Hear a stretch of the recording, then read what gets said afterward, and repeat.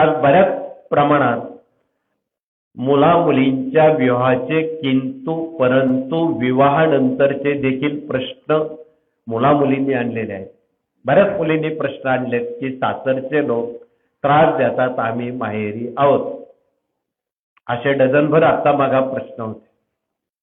या साऱ्या उपायांवर कौटुंबिक सौख्य समाधान मिळण्यासाठी उभयतांमध्ये दुरावा निर्माण होणार नाही यासाठी काही विशेष सेवा दिलेली आहे.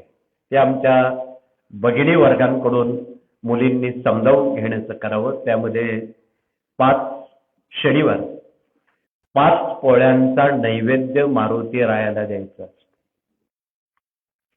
साधारण बटाट्याची सुक्की भाजी मारुती रायाला प्रिय आहे.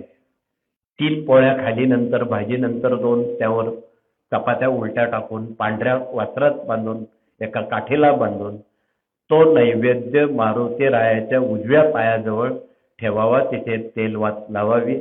आपलं गाऱ्हाणं मारुती रायाला सांगावं.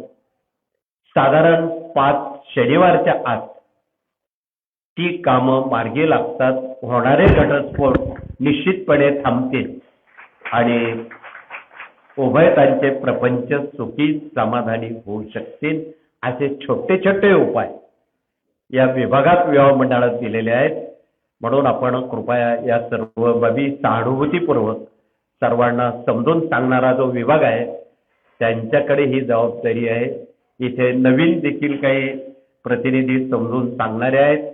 त्यांनी आधी आपल्या ग्रंथाचं वाचन करावं, अभ्यास करावा. याचं अभ्यासक, उपासक, प्रचारक आणि प्रसारक व्हावं आणि मग जनतेपर्यंत सांगावं. हे कळकळीचं आव्हान